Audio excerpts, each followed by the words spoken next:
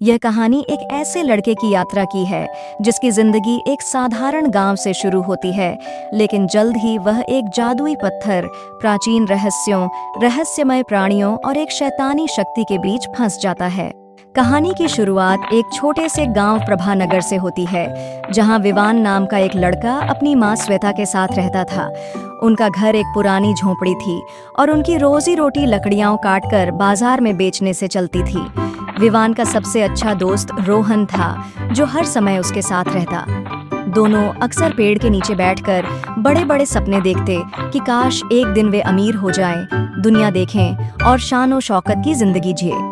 विवान मेहनती, नेक दिल और ईमानदार था, मगर तकदीर ने अभी तक उसका साथ नहीं दिया था।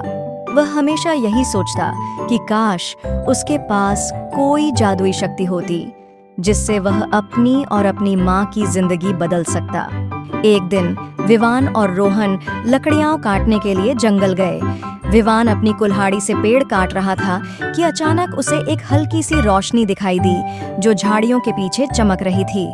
जब वह रोशनी की ओर बढ़ा तो उसने एक बूढ़े फकीर को देखा, जो एक बड़े पत्थर पर बैठा हाँफ रहा था।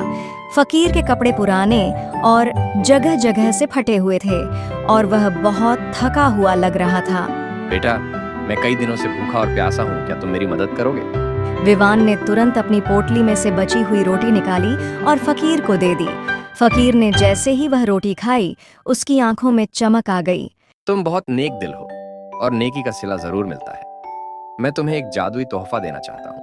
यह कहकर फकीर ने अपनी जेब से एक चमकता हुआ नीला पत्थर निकाला और विवान के हाथ में रख दिया। यह जादुई पत्थर तुम्हारी 3 इच्छाएं पूरी करेगा, मगर याद रखना, हर इच्छा के अपने प्रभाव भी होंगे, इसलिए जो भी मांगो बहुत सोच समझ कर मांगना।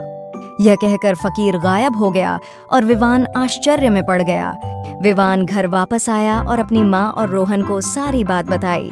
रोहन बहुत उत्साहित था और बोला, विवान, हमें कोई बड़ी इच्छा मांगनी चाहिए, हमें धनवान बन जाना चाहिए। विवान ने जादुई पत्थर को हाथ में लिया और कहा, काश मेरे पास एक शानदार महल हो, जिसमें सोने चांदी की चीजें, बेहिसाब दौलत और हर आराम वह मौजूद हो। अचानक एक तेज रोशनी चमकी और जब आंखें खुलीं तो विवान खुद को एक भव्य महल में खड़ा पाया। हर तरफ कीमती चीजें, चमचमाते हुए रत्न और शानदार कालीन बिछे थे। नौकर चाकर अदब से झुककर सलाम कर रहे थे और उसकी माँ आश्चर्य से चारों ओर देख रही थी। रोहन की आंखें खुशी से चमक उठीं। रोहन उत्साहित होकर, विवान, तुम्हारी इच्छा पूरी हो गई, अब हम राजा जैसे रह सकते हैं। लेकिन विवान के मन में अजीब सा एहसास था। क्या सच में सब कुछ इतना आसान था?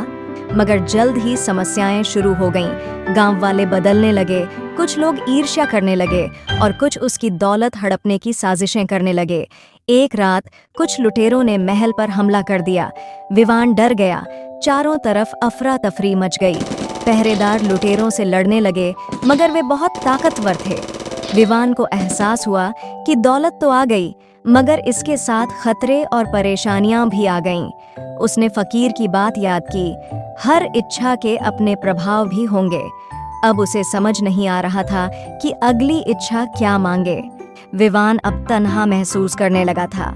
उसने सोचा कि शायद लोग सिर्फ उसकी दौलत की वजह से उसके साथ हैं। उसने जादुई पत्थर को पकड़ा और कहा, काश सब लोग मुझे दिल से पसंद करें, जैसे पहले किया करते थे। दूसरी रोशनी चमकी और जैसे ही उसने आंखें खोलीं, सब लोग फिर से उससे प्यार करने लगे। अब कोई उससे दौलत नहीं मांगता था, सब दिल से उसकी इज्जत करते थे। मगर अब एक नया समस्या पैदा हो गई थी। विवान की जिंदगी में कोई चुनौती नहीं थी, कोई उद्देश्य नहीं था। न विवान ने आखिर में जादुई पत्थर को पकड़ा और कहा, काश मेरी जिंदगी पहले जैसी हो जाए, मगर सुकून और खुशियों के साथ। एक तेज रोशनी चमकी और जब आंखें खुलीं तो वह फिर से अपने पुराने घर में था, मगर अब वह पहले से ज्यादा मेहनती था और गांव के गरीब लोगों की मदद भी करता था। एक दिन विवान ने फिर वही बूढ़ा फकीर देखा, जो मुस्कुराकर बोला, तुमने जादुई पत्थर को सही तरीके से इस्तेमाल किया। अब तुम्हें इसकी जरूरत नहीं, क्योंकि तुमने सच्ची खुशी हासिल कर ली है। विवान भी मुस्कुराया, क्योंकि अब उसे पत्थर की जरूरत नहीं थी।